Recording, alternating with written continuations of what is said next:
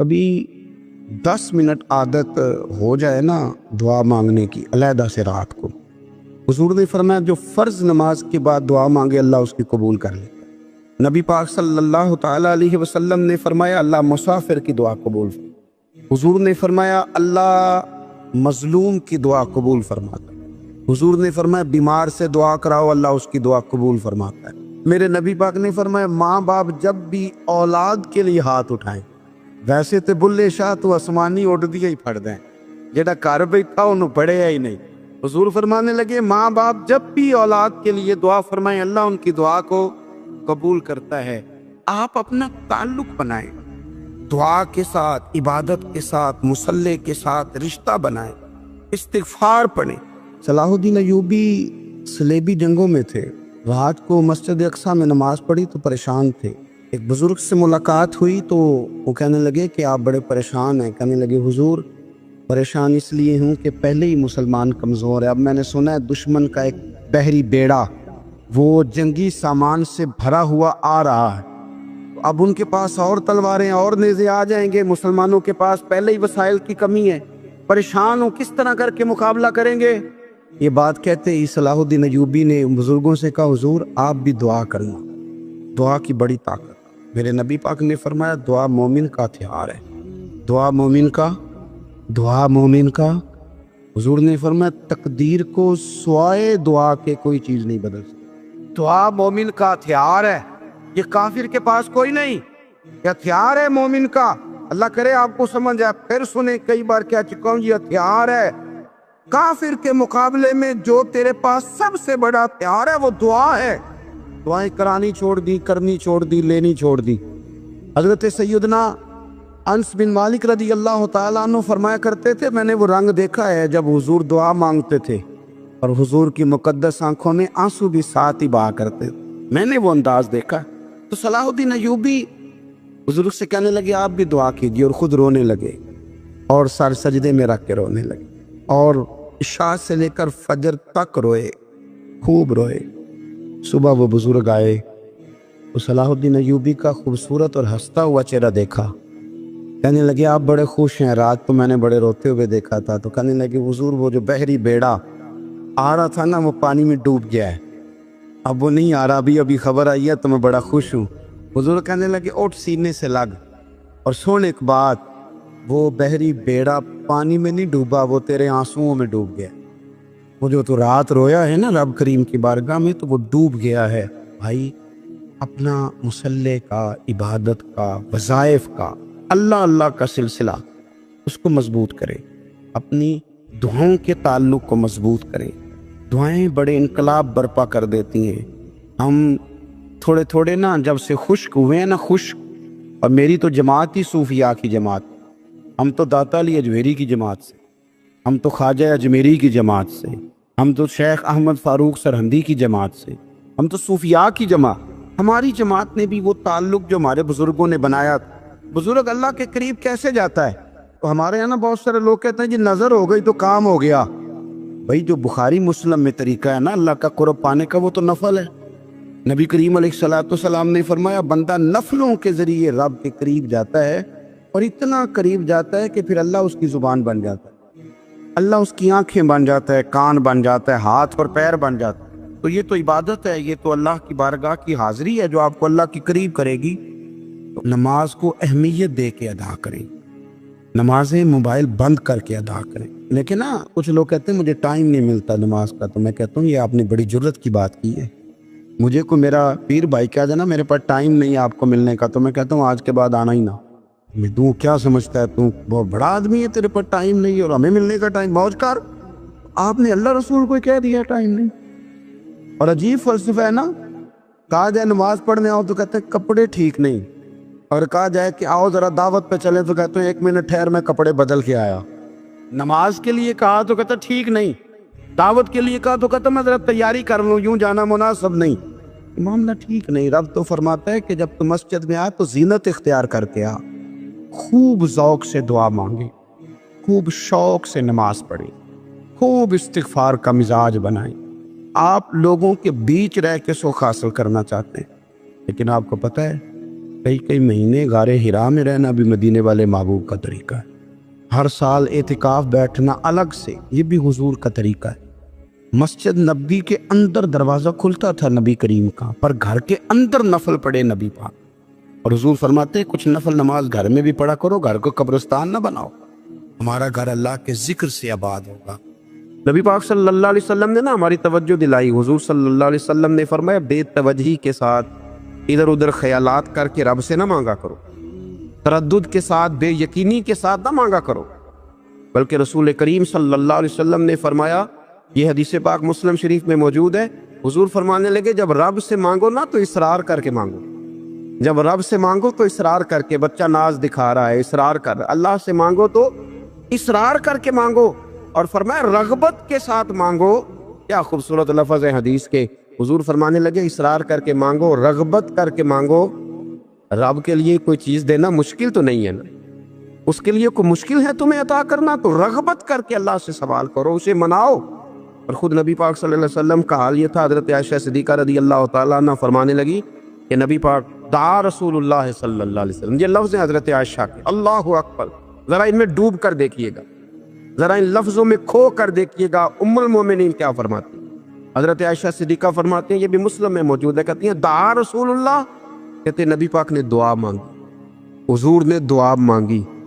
سبحان اللہ، کیا لفظ ہیں، کیا وجد آفرین جملے، کہتے ہیں دعا رسول اللہ، نبی پاک نے دعا مانگی، ثم دعا، دعا مانگ کر حضور پھر دعا مانگنے لگے، حضور نے دعا مانگی اور دعا مانگ کر حضور پھر دعا مانگنے لگے، اور ثم دعا رسول اللہ، تیسری دفعہ فرماتی ہیں، کہتی ہیں حضور نے دعا مانگی اور دعا مانگ کر پھر دعا مانگنے لگے، یعنی حضور نے دعا مانگی اور پھر دعا مانگی، اور دعا ختم ہو گئی تو تیسری دفعہ پھر دعا مانگی، یعنی حضور نے مانگا۔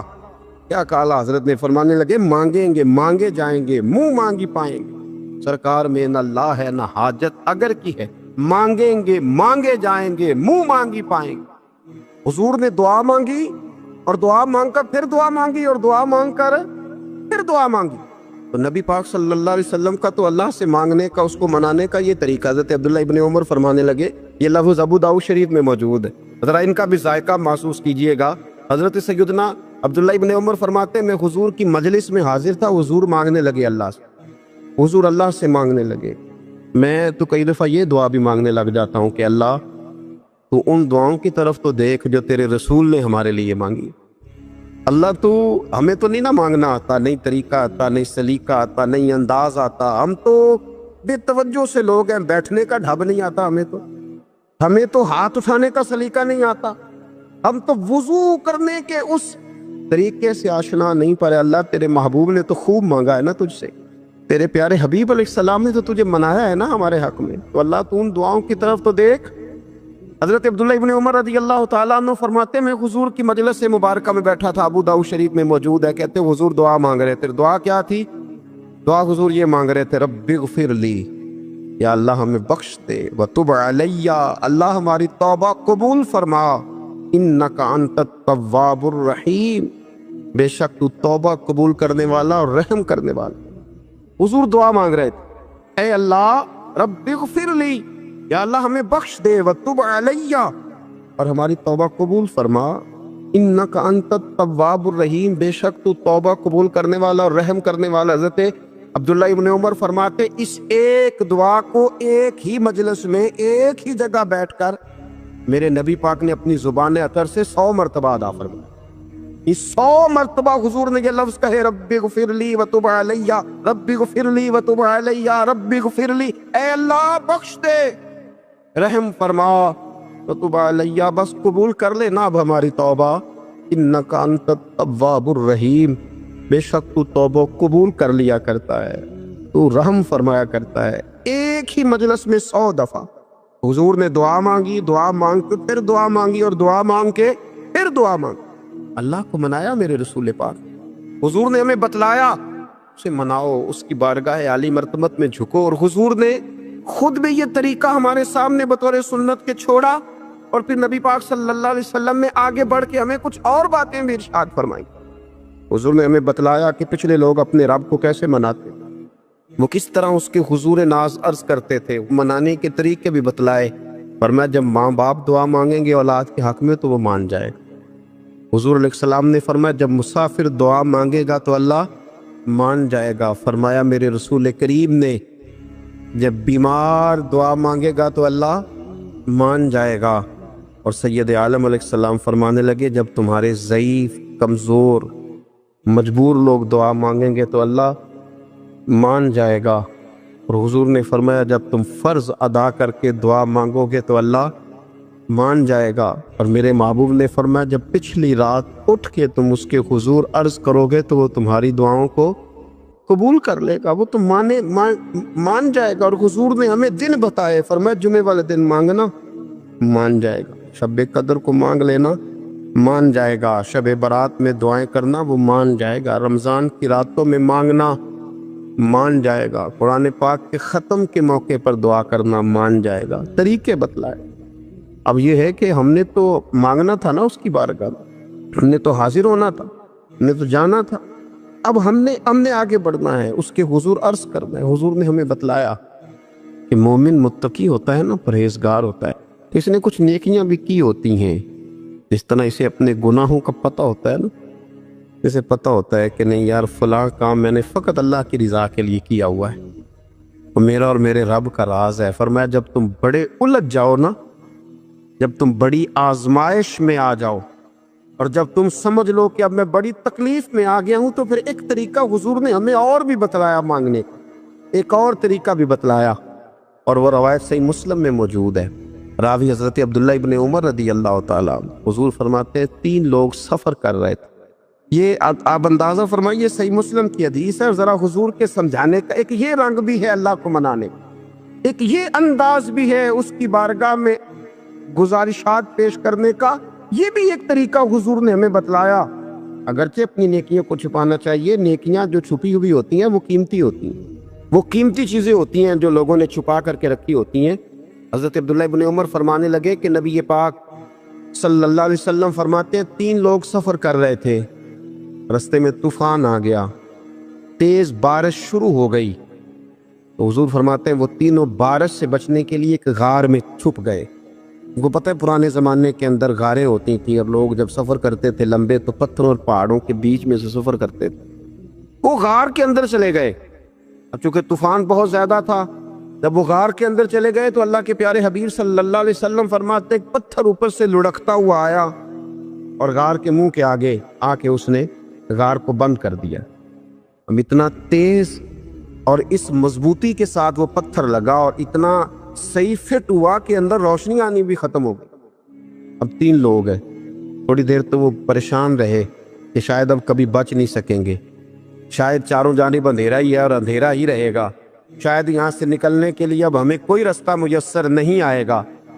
وہ پہلے تو پریشان ہوئے، پھر کہنے لگے یار اس طرح کرو، ذرا غور کیجیے گا میری بات، فرمایا اس طرح کرو، اگر کوئی زندگی میں نیکی کی ہے نا تو ذرا اس نیکی کو یاد تو کرو، اور یاد کر کے اس مالک کے حضور عرض تو کرو، وہ کریم ہے، کوئی آنکھوں شاید من جاوے تے گل کم تتڑی دا بن جاوے، عرض تو کرو۔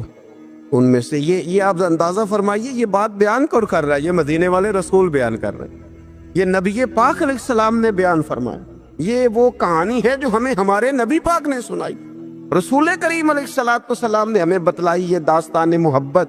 حضور فرمانے لگے ایک نے ان میں سے ہاتھ اٹھائے اور اس نے انداز کیا چھیڑا، عرض کرنے لگا اللہ تو جانتا ہے نا میں نے بکریاں رکھی ہیں، میں غریب ہوں، مزدور ہوں، اور مالک تو یہ بھی جانتا ہے کہ میرے بچے بھی ہیں، بیوی بھی ہے، پر میں جب بھی گھر لوٹا ہوں تو دودھ میں نے بچوں اور بیوی کو پہلے نہیں دیا، بوڑھے ماں باپ کو پہلے دی۔